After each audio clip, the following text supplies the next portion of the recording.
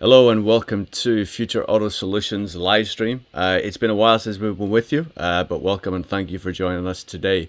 Today we're going to talk about 6 problems that we've heard from car dealerships as we've tried to onboard them as clients through the summer, and sort of set the scene. What are Future Auto Solutions? Well, we believe there's an alternative way, a new way to actually sell cars, and that's what we're going to discuss. And if you want to sort of reach out to us, there's an email below. Reach out to us, and anything you hear today that you find beneficial or useful or want to chat to us about, do reach out and set up that consult.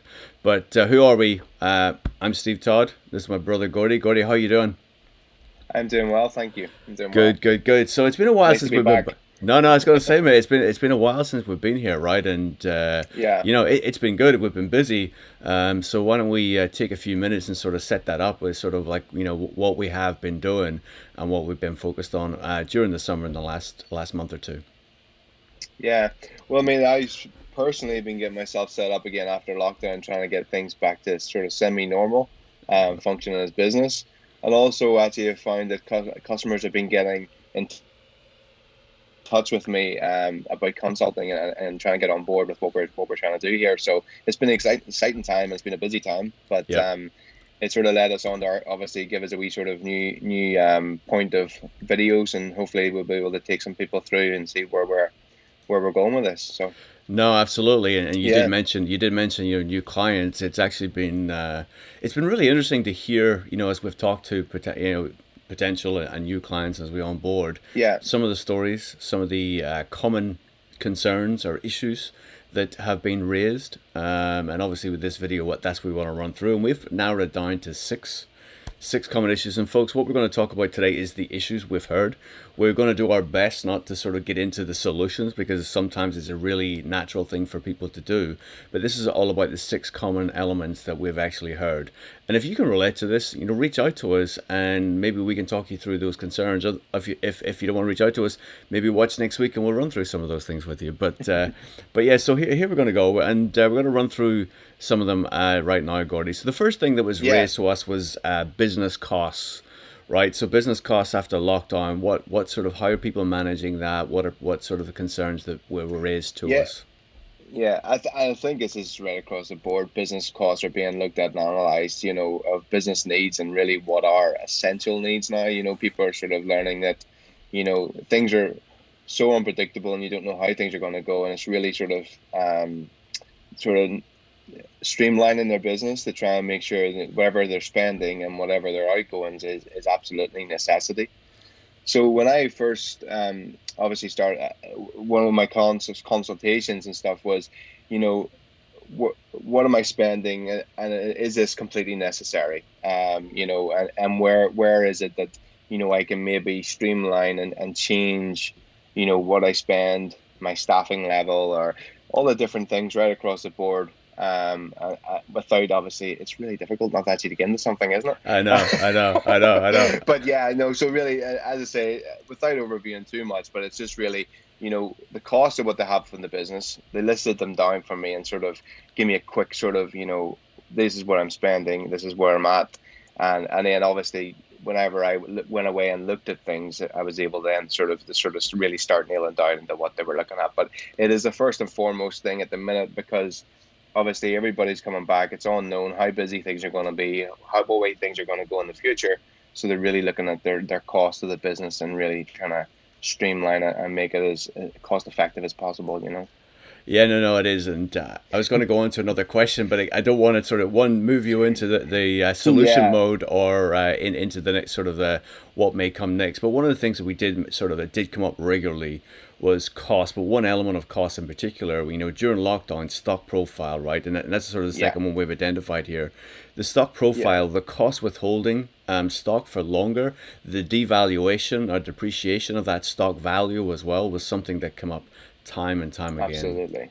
Yeah, I mean it's the biggest thing on any sort of for a functional used car site. The work, it's all about stock turn, cash flow, getting money back in again, having a car sitting on your forecourt.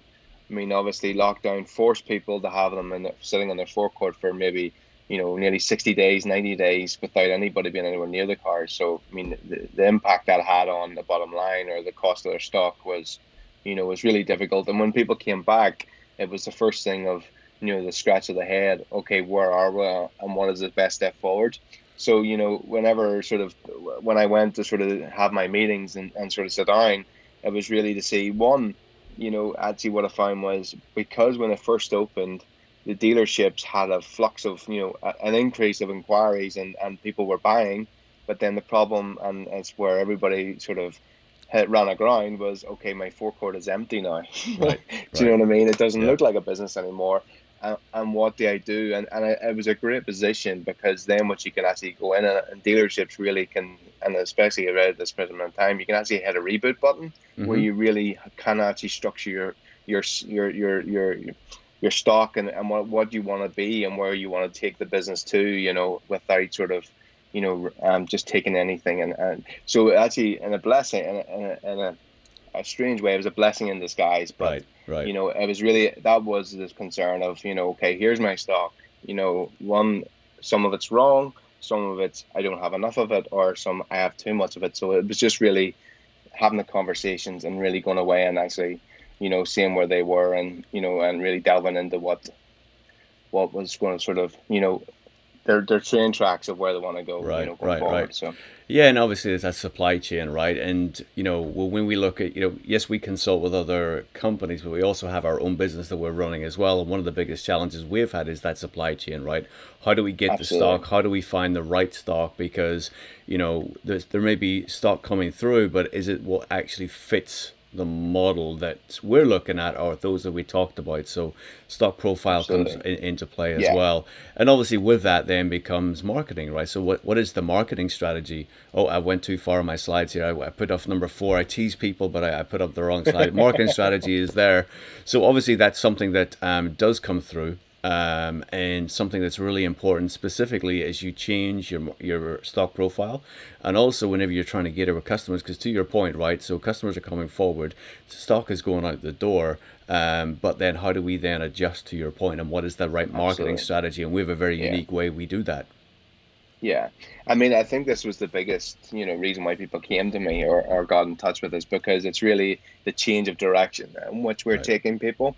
It sort of filters down into, the cost of the business, streamlining the business and what they're spending, being able to sort of analyze what they're spending and what they're getting out of it, and I think, this is where we really sort of, come into our own, where, me and yourself are running a business where, we're spending very little and we're getting maximum return on it. And it's really, that is the golden nugget whenever I'm speaking to the people, in my meetings, and I'm able to say, well, listen, you know, don't let's look at it. It's the hard conversations of trying to break that. Okay, this is what we have always done, or this is Right. what we do, or this is what the last person I had in managing my department, this is what they did. And so that is the hard conversations. And the proof is in the pudding, thankfully, that we have a business that has been running for 3 years now, and we can really sort of show, from what we're putting into it. Obviously every business is different in what they're investing and what their parameters are, but it was Yeah. really interesting conversations to have. So Yeah, and it's really, to your point, right? That traditional approach is what's ingrained in the entire industry, right? And if you're looking at your business and you see what your competitors are doing, to have faith and try something different is really tough, especially whenever you see the situation that we're absolutely. actually operating right now, right? So to actually have faith and trust to actually leverage and move away from that is such a tough challenge. So I am going to pull up the Oh, fourth slide that we did actually go through before, which was a business plan. oh, And I think oh, have we lost you, Gordy? I think he's kind of stuck there. But the business plan, in essence, whenever organizations are reviewing. Oh, we're back. We're back. So I was we're just back. we're moving. Sorry. No, no, no. You're fine. We moved on. We moved on to business plan, Gordy, and I was just simply going through. This is the here we have the traditional business plan. How does that business plan need to adjust given the environment we're operating today, given the competitive landscape, with the likes of online digital, Carvana, Vroom, and a whole other load of other, digital marketplaces that are coming to this industry. How does that business plan need to shift? And that's sort of where we got to. Yeah, I mean, whenever I sat down in the business in the meeting with, I mean, especially one particular business who was sort of completely, after lockdown, they lost the sort of the manager and the person running the business. So the person who owns a business really is just an investor. He's not really, in the motor trade. He's not really, in ground and how it functions and how it makes. Now he still has an understanding and he's a good businessman, but whenever he came in, I had to sit down to him and say, look, listen, let's really sit down and actually look at the business plan a whole. And because we did it one way before doesn't mean, and I'm not saying it didn't Hmm. work or wasn't working. It was really about where he wants to take the business to, and really sort of sitting down and before I had a conversation or given any sort of input, it was really just getting where his head was at, where his budget was at, where what money was going to be available for stock. You know, was that money that he was putting in? Did he need it back? Quickly, or is it there just to be able to sort of work with it? And so a business plan, whenever you look at it, and especially right now, it's critical because you can get waylaid because you're having to buy stock in it because it's so difficult to get. You're paying more for it, or you're taking things that you wouldn't normally take, or I think sort of, and especially overall running cost of the business. I mean your staff. I mean a lot of people put people out in furlough, and are they bringing them back? Are they not bringing them back? What is going to happen? And it's about really sitting down and being honest in your plan and sort of being not Yeah. overly ambitious, saying okay, we're going to do this, and we're going to when really you don't have the infrastructure right to start with, to sort of even to try and sort of get the business to there. So whenever and it's a very interesting conversation because it was something that took me aback because it's a person who has other businesses that really sort of do really well, and he's coming into the motor trade and he has an investment in it, but he doesn't actually,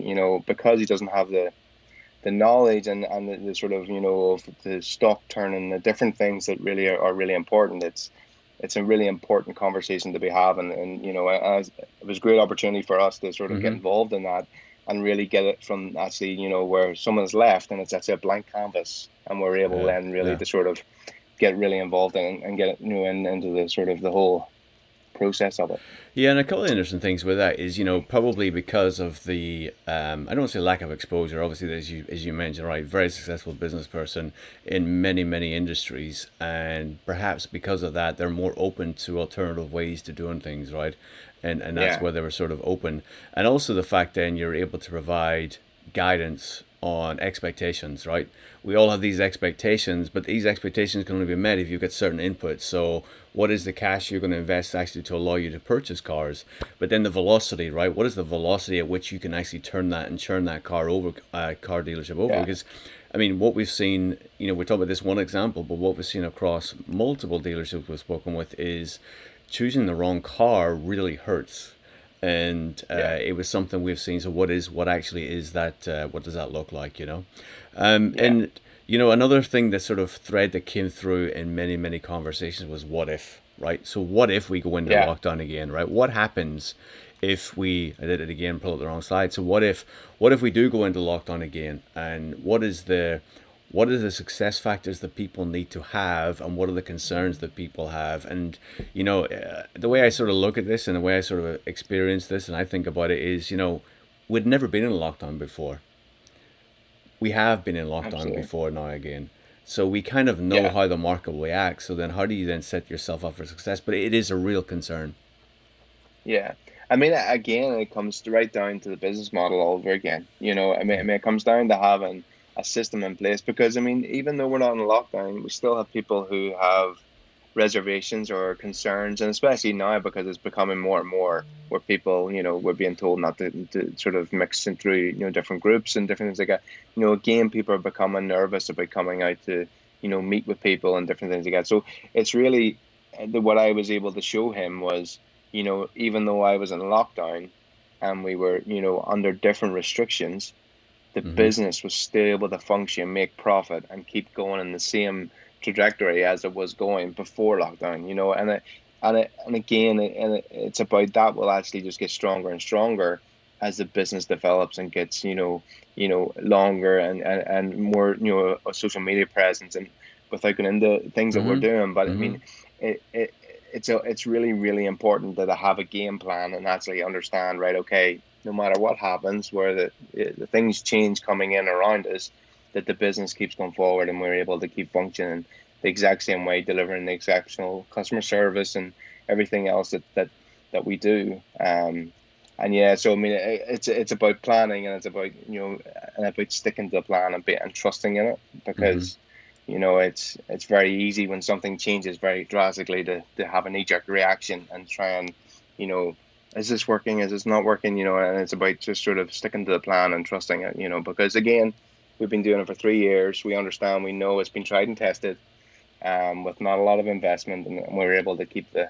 wheels turning and the profit coming. So Yeah, yeah, it is, and yeah, I appreciate if viewers are going, well, why aren't you telling us the solution? Why aren't you telling us how to fix each of these problems? And we will, I promise you. But in yeah, essence, if we want to condense this into 20 minutes, then we have to sort of focus on, okay, here's a step-by-step process. And over the coming yeah, weeks, we're going to go through methodically what it is we're doing, how we did it, and put together that plan so you can see it yeah, as things unfold. And hopefully, perhaps we get one of the customers that we're actually helping to come on and actually sit down, yeah, have a conversation with us, and share that with the audience. The yeah. last one that we did come up with, which we heard again, was how quickly can I get my money back? How quickly is the profit? How quick does this? How long does this all take? And I think Yeah, whenever I think, well, I don't want to go into this solution, but I think what people are really surprised with is actually how quick things change. yeah. I mean, I mean, obviously people say to me, and when I'm making statements and telling them how things happen for me and how quickly I'm turning stock, their instinct is, well, will you be able to just do that for me, or is that what's going to happen? And it's like, the answer, and without being arrogant, is yes, it will, because it's tried and tested, and it's not because I do anything particularly. I don't have a wonderful place for people to come and see cars. I don't, I mean, it's not that. It's actually the formula and the sort of the groundwork that we've done, and we understand that it works. So that is the key, and it's all about the homework of getting the right cars and putting the right systems in place, and for the follow through, and actually following um every sort of point of the process that Mm-hmm. that we're able to sort of the follow through.